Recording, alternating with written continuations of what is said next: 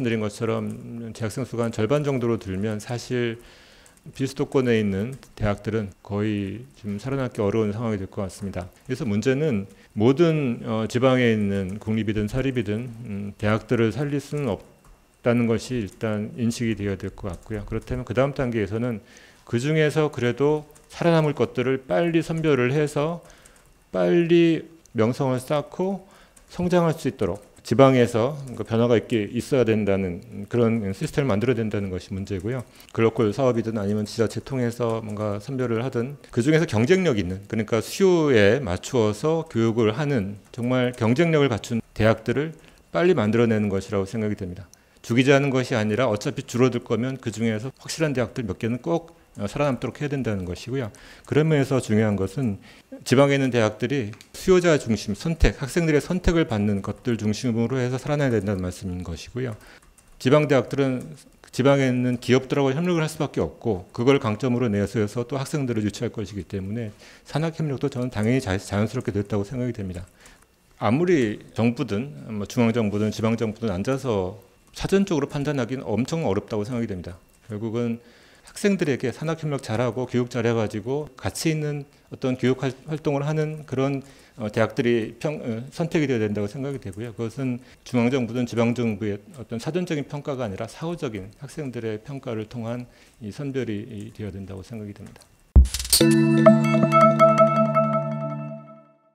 정치권의 어떤 반발로 인한 이 문제는 누구를 위한 정책인가를 좀 선명하게 드러내서 이익을 보는 사람과 그 손해를 보는 사람을 좀 분명하게 갈라서 이걸 보여줄 필요가 있다고 생각이 됩니다. 우리가 정책을 할 때 결국 이제 우선순위를 정하고 선택을 할 수밖에 없는데 저는 개인적으로 선택을 한다면 학생들을 가장 높은 우선순위에 놓고 정책을 해야 되지 않는가 생각이 되고요. 통계청에서 지역 간 이동에 관한 통계를 제공을 합니다. 제일 이동이 많은 게 결국은 20대입니다. 인구 이동의 대부분은 20대가 비수도권에서 수도권으로 가는 것이라고 보면 됩니다. 그래서 결국 이거를 억지로 막아서 20대들이 기회를 찾아서 가는 것을 억지로 막는 것보다는 그래도 열어주고 이 사람들이 다시 나중에 성공해서 다시 고향에 돌아와서 활동을 할 수 있도록 그렇게 좀 지역 간의 이동을 높이는 것이 바람직하다는 생각이 듭니다. 사실 우리는 등록금 규제가 있는데 지금 한 10년, 20년 등록금이 경상 가격으로 동결이 되다 보니까 옛날엔 사립대 교수들 월급이 훨씬 높았는데 지금은 서울대 국립대 교수들이 오히려 사립대 교수들보다 월급이 높은 상황이 될 정도로 이 열악한 상황이 되어버렸기 때문에 적어도 이런 불균형을 해소할 정도까지는 좀 자율화를 시켜야 된다는 말씀이고요. 아예 막 폭등, 그러니까 미국이 지금 그렇게 문제가 되고 있거든요. 지금 한 30, 40년 동안 미국은 대학교 등록금이 너무 빨리 올랐기 때문에 학생들이 굉장히 힘들어하는 것을 봤을 때 미국만큼 완전히 자유화를 해서 높아지도록 허용하는 것은 검토를 해야 될 문제라는 생각을 가지고 있습니다.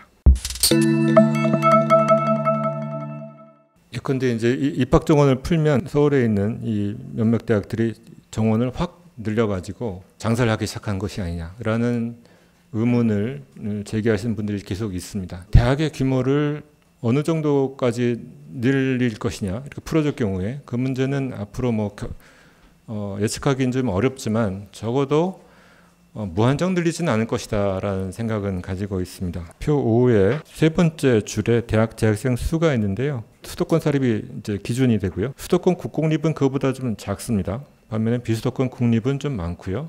사실 지금 현상을 놓고 보면 제일 재학생 수가 많은 곳은 비수도권 국립대가 제일 많습니다. 적어도 교육의 질에 어느 정도 자기들이 퀄리티를 유지하고자 한다면 대학 측에서 무한정 늘리지는 않을 것이라고 저는 생각이 되고요.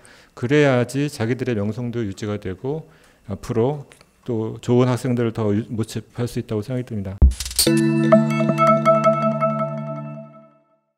앞으로 인구 전망을 보면 2021년에 확 꺾였고요.